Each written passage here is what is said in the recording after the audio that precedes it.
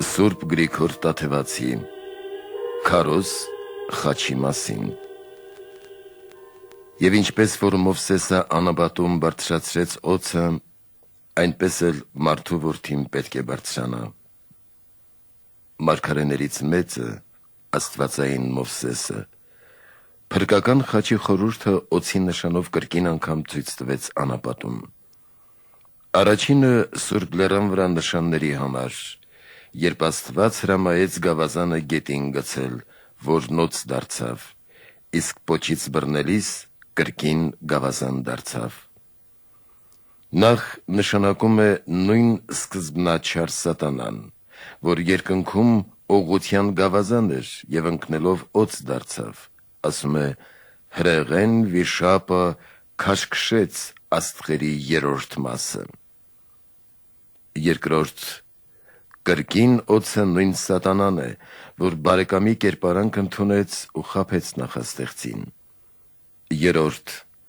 Ադամը դրախտում թագավորական գավազան էր, որ մեղանչեց, ընկավ երկիր և մեղավոր օձ դարձավ։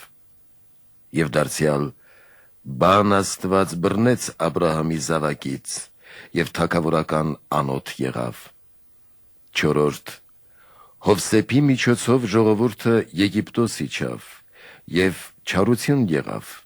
իսկ Մովսեսի միջոցով դարձյալ թագավորության և քահանայության գավազան եղավ։ Հինգերորդ, Փարավոն նշանակում է դառնաշունչ վիշապ, ինչպես դու փշրեցիր վիշապի գլուխը ջրերում։ Ըմբռնելը հուսադրեց Մովսեսին հաղթելու Փարավոնին և հանդարտվելու։ Վեցերորդ, Բան Աստված նշանակում է գավազան ուղղության և թագավորության առհայր, որ եկավ երկիր, վերցրեց մեր օձաձև բնությունը և կրկին մարմնավորվելով ելավ աշխարհից և նստեց հոր աջ կողմում։ Յոթերորդ, Գավազանը նշանակն է խրատի և արդարության, որը եթե որևէ մեկը գցում է, երկրաքարշ և մեղավոր մարդ է դառնում, սակայն զղջալով դարձյալ հասկանում է և փրկության և կանգնելու պատճառ է դառնում։ Ութերորդ, Գավազանը նշանակն է հեշտության և հանգստյան, որովհետև ով ընկնում է և մտքով հասկանում այդ, հոգու մահացուցիչ օձ է, իսկ օձը մահ և չարչարանք է նշանակում, քանզի ով Քրիստոսի համար է չարչարանքներ և մահ հանձն առնում, հանգչում և հաստատվում է հավիտենական կյանքում, ինչպես ասում է Տերը. նա, որ ուրանա մարմնավոր հանգիստը և վերցնի խաչը, այսինքն չարչարանքները, նա է ինձ արժանի։ Նաև առաքյալը, թե եթե իր չարչարանքներին կցորդենք, հաղորդակից ենք լինելու և փառքին։ Իններորդ,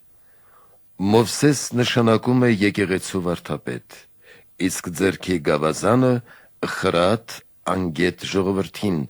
որով վարդապետը պետք է հանապազ սաստի և զգաստ պահի ժողովրդին, թոթափի նրանց մեղքի ավելորդ փոշին, իսկ ով ծուլությամբ արհամարում է խրատը և չի սաստվում, նրա համար գավազանը և իշխանությունը դառնում են մահացուցիչ օձ և դարձյալ հասկանալով, նա հանգչում է հոգով և անդատապարտելի է մնում։ Տասներորդ, Փրկչական խաչը նախապես մահու գործիք էր, որ Քրիստոսի միջոցով կյանքի պատճառ դարձավ։ Խաչի միջոցով են գործվում բոլոր սքանչելիքները, ինչպես նաև Մովսեսի գավազանով։ Սա առաջին օրինակն է։ Իսկ երկրորդը, որ Աստծո հրամանով Մովսեսը պղնձե օձ պատրաստեց և բարձրացրեց ձողի վրա, և ով նայում էր նրան, բժշկվում էր օձի թույնից։ Այս խորհուրդը Տերն ինքը դրեց ասելով. «Եվ ինչպես որ Մովսեսը անապատում բարձրացրեց օձը, այնպես էլ մարդու որդին պետք է բարձրանա»։ Նախ, ինչպես օձը բարձրացավ ձողի վրա, նույնպես և Տերը խաչ բարձրացավ։ Երկրորդ, ով նայում էր օձին, բժշկվում էր, նաև ով հավատում է խաչյալին, բժշկվում է մահաբեր օծի թույնից։ Երորդ, հակառակություն կա,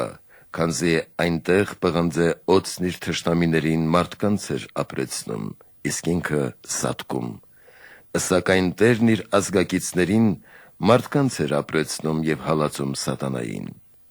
Չորրորդ, պղինձը ոսկետեսակ է, իսկ Տիրոջ մարմինն աստվածատեսակ փառքով և կարող ներգործությամբ է։ Հինգերորդ,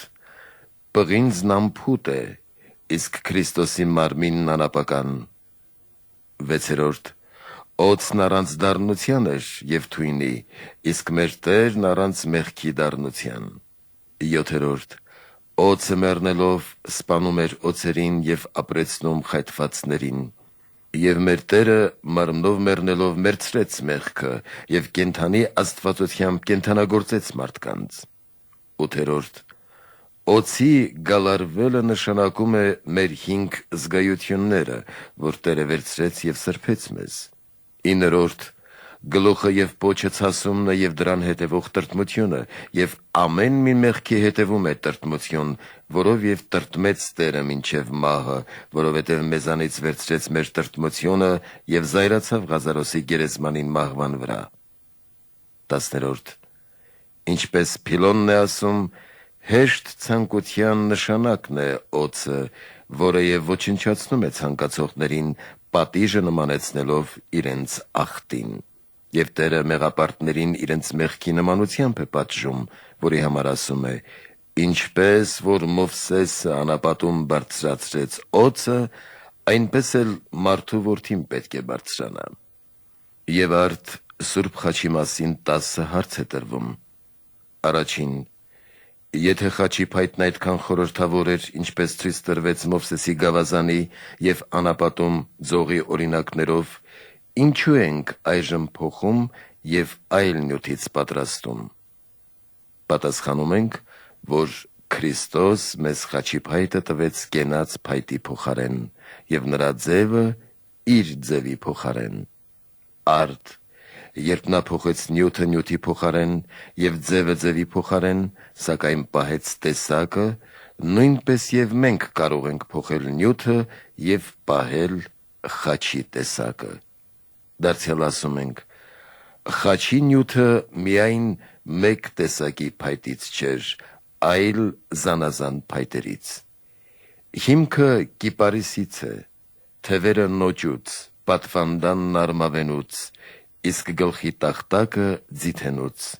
Սակայն եթե այն ժամանակ տարբեր նյութերից էր խաչը, այժմ էլ կարող է տարբեր նյութերից կազմվել։ Երկրորդ հարցն այն է, թե բոլոր օրինակները պետք է համաձայնեն ճշմարտությանը։ Արդ,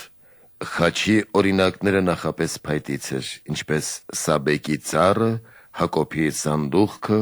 Մովսեսի գավազանը և Հեսոյի նիզակը և այլն։ Ապա հարկ է, որ ճշմարիտ խաչը փայտից լինի։ Ասում ենք, որ սրանք բոլորը խաչի օրինակներն են, ոչ ըստ նյութի, այլ ըստ ներգործական զորության։ Քանզի ինչպես Սաբեկի ծառից կախվեց Խոյը և Իսահակն ազատվեց, այսպես խաչի ծառից կախվեց մեր Տերը և ազատվեց մարդկային բնությունը։ Այսպես և խաչի սանդուղքով մարդիկ երկինք ելան, իսկ հրեշտակներն իջան երկնքից, և խաչի գավազանով պատռեց մեղքի ծովն աշխարհի և իր ժողովրդին անցկացրեց դեպի անապատ։ Հեսոյի նիզակի նման սպանեց թշնամուն սատանան և խավարեցրեց լուսավորներին երկնքում և բոլոր մյուսներին։ Ապա հայտնի է, որ խաչի խորհուրդներն էին ոչ ըստ նյութի, այլ ըստ սքանչելի ներգործության։ Ապա թե ոչ, նույն վեմը, որ Հակոբն օծեց խաչի խորհուրդով և շափյուղան Աստծո ոտքերի ներքո, նաև վեմը Մովսեսի ձեռքի տակ, արձանը, որ կանգնեցրեց Հեսուն, Քրիստոսի խաչի խորհուրդներն ունեն։ Դարձյալ ասում ենք, որ ինչպես գառն իր նմանությամբ կատարեց և մեզ համար նոր ուխտ հաստատեց իր մարմնով, նույնպես և խաչի փայտն ինքը կատարեց ըստ հին օրինակի և մեզ նոր նյութ հաստատեց խաչը պատրաստելու։ Եվ ինչպես ինքը կատարեց մարմնի թլպատությունը եւ մեզ ուխտեց նոր սրտի թլպատության մկրտությունը, նույնպես եւ այս է։ Դարձյալ, քանի որ կռապաշտները պաշտում եւ երկրպագում էին ամեն նյութ,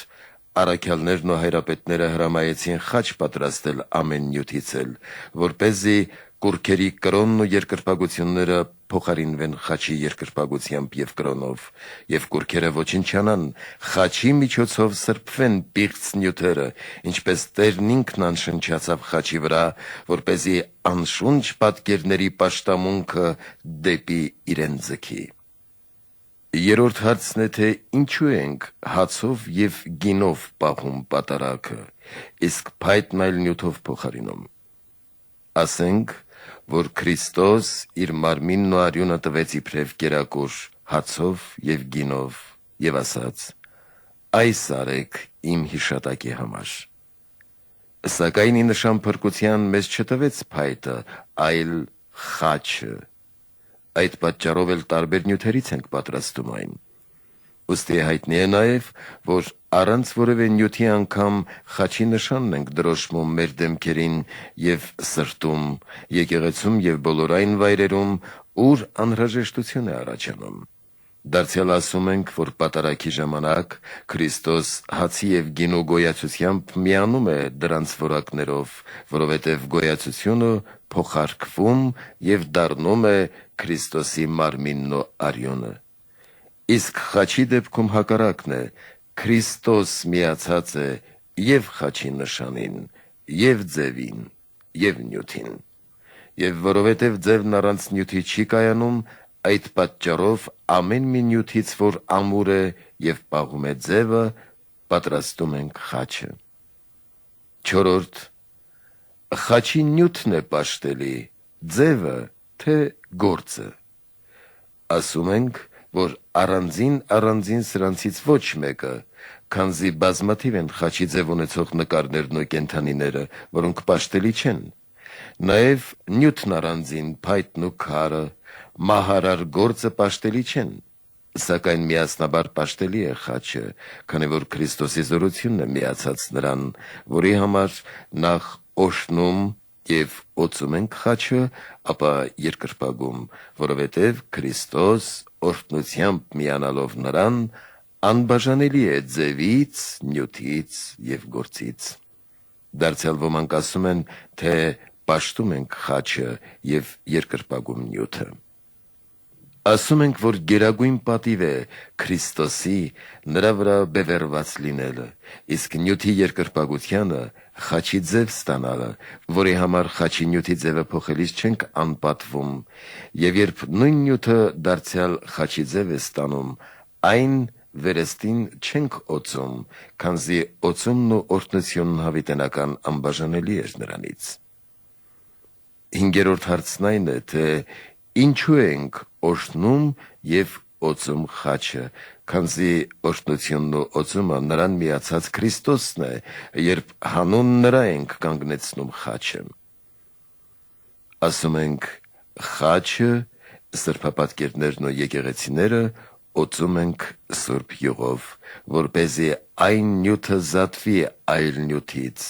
եւ պատկերից,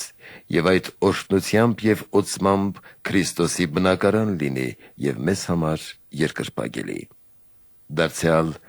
ինչպես որ մարդն է Աստծո պատկերը, որ օրհնում ենք եւ քահանա է դառնում, նաեւ մկրտում ենք մանկանը եւ քրիստոնյա է դառնում,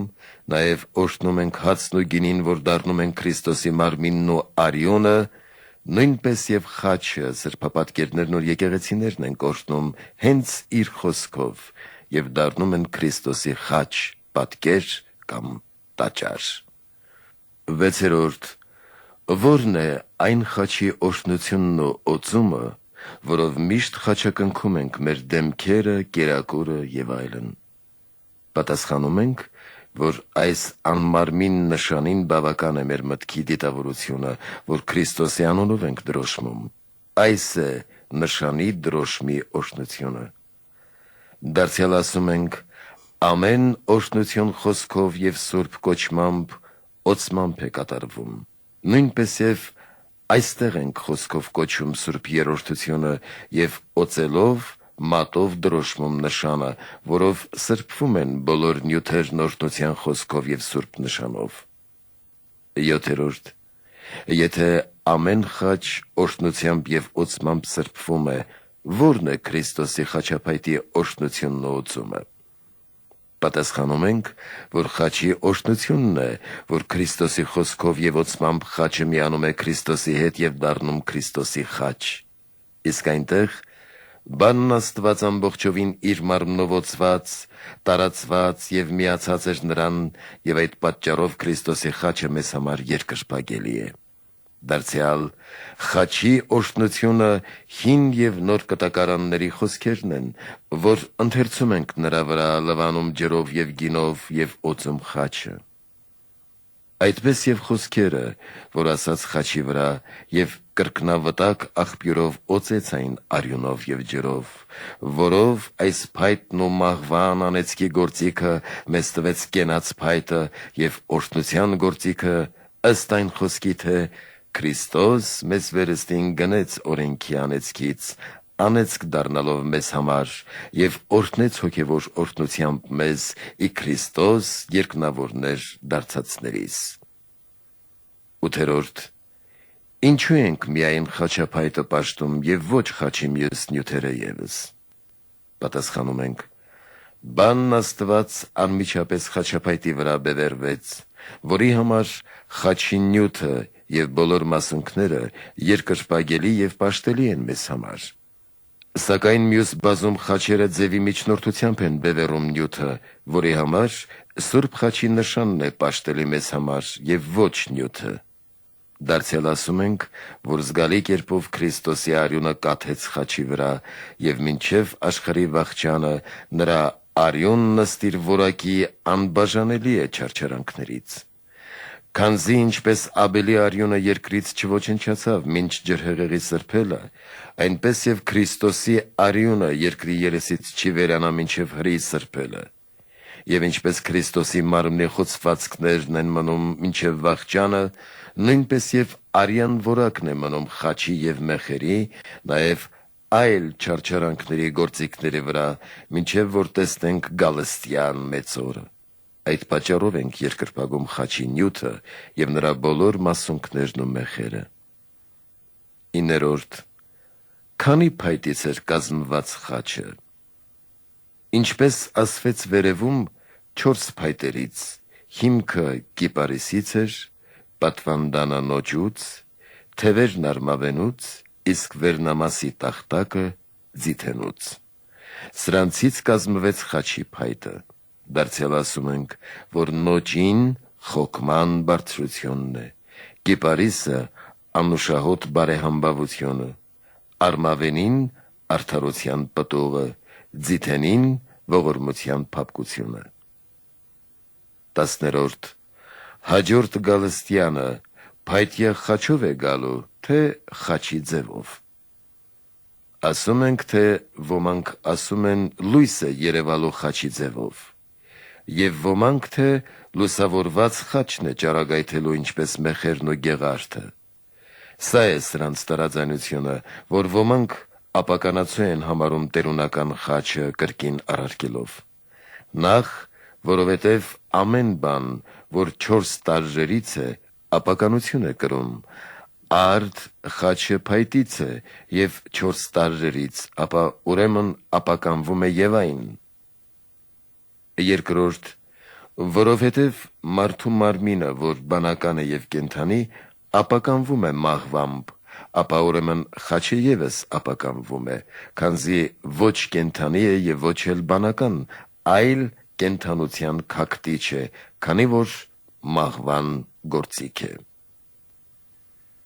Սրանց այսպիսի դիմակայությամբ ենք պատասխանում, թե բնության օրենքով չէ նրա անապական մնալը, այլ աստվածային սքանչելիքով։ Այսպես բնության օրենքով չէր անսերմ հղանալն ու կուսությամբ ծննդաբերելը, ինչը բան Աստված սքանչալապես ներգործեց։ Այսպես էլ սա ըստ բնության կարգի համաձայն չէ, որովհետև նույն բանը սրան է միավորված անբաժանելիաբար։ իսկ երկրորդին ընդդիմախոսելով այս ենք պատասխանում. Մարդու մարմինն ապականվում է, որովհետև նրանից զատվում է կենդանացուցիչը, հոգին, ըստ այնմ մարմինը հող է դառնում, որտեղից վերցվել է, իսկ հոգին գնում է առ Աստված։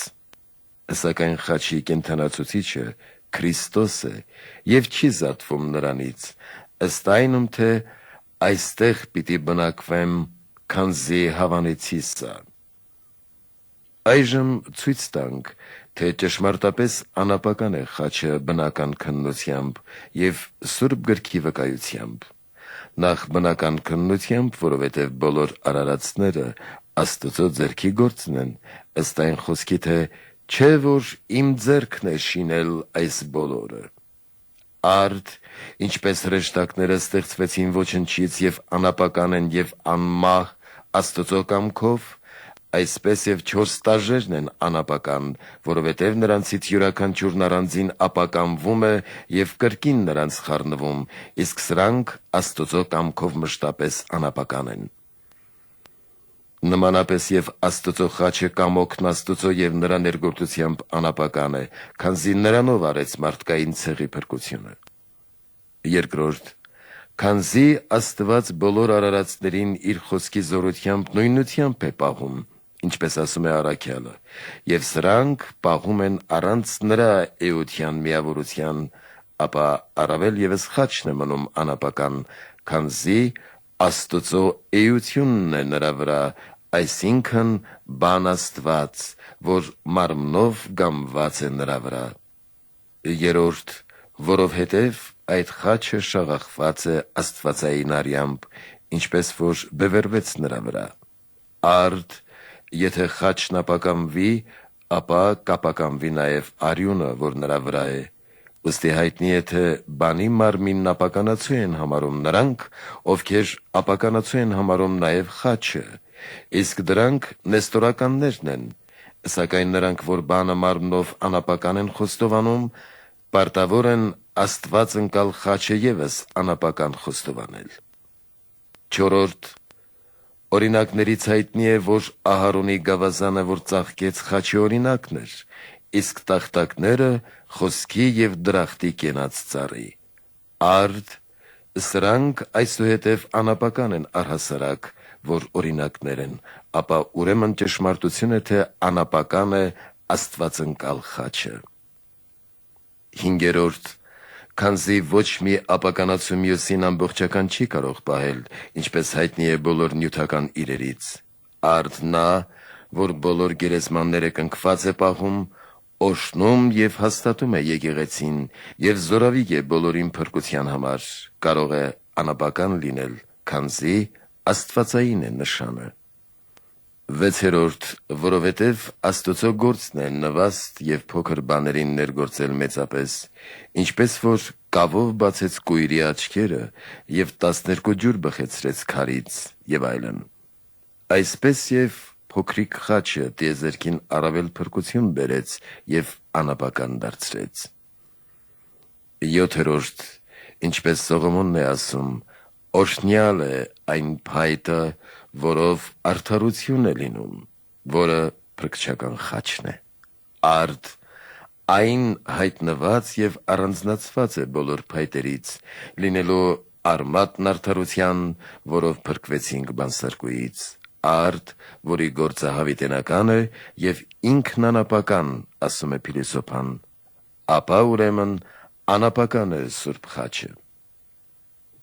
Գործարանն է, այն է ապականացու, իսկ խաչի մասին ասվում է, բոլորի կենաց փայտն է։ Եվ ինչպես գիտության փայտը մահվան պատճառը եղավ, այդպես և սա կյանքի պատճառ եղավ պատասխանելով ցավերի դեղերին, արդ, որ կենդանության մայրն է, անապական է, այսինքն Սուրբ խաչը։ Իներորդ, քանի որ դևերը հալածվում են աստվածային նշանի զորությունից, իսկ հրեշտակներն սպասավորում են նրան, ինչպես հայտնի է սերով բեները, որ փառքի աթոռի ներքո են, խաչին փարվելով 3 սրբյանն են վերաձայնում։ Արդ, Եթե սա ապականացու լիներ, դևերը չէին վախենա նրանից, ինչպես որ չէին վախենում ոչ անասուններից, ոչ էլ անշնչներից, ապա ուրեմն անապական է խաչը։ 10. Տերն ի նշան իր գալստյան այն տվեց մեզ, ըստ այն խոսքի, և ապա երկնքի վրա մարդու որդու նշանը պիտի երևա։ Եվ ոչ թե միայն լույսն է, քանի որ իբրև նշան չտվեց լույսը, այլ փայտեղեն խաչը, որի վրա միածին բանը տարածեց իր ձեռքերը, իսկ լույսը երևում է իբարս այն խաչի։ Ինչպես որ խաչյալն էր խաչելության պահին տգեղ երևում, իսկ հաջորդ գալստյան ժամանակ հոր փառքով և ամպերի միջից է երևալու, այսպես և իր խաչն է այստեղ տգեղ երևում, իսկ իր առաջընթացության ժամանակ արեգակնափայտ ճառագայթներով, ապա ուրեմն անապական է սուրբ խաչը, որով մեզ բոլորիս իր հավատացյալներին թող արժանացնի Քրիստոս Աստված պայծառ դեմքով և զվարթ սրտով և խաչի լույսով տեսնելու սուրբ երրորդության փառքը, որին փառք հավիտյանս ամեն։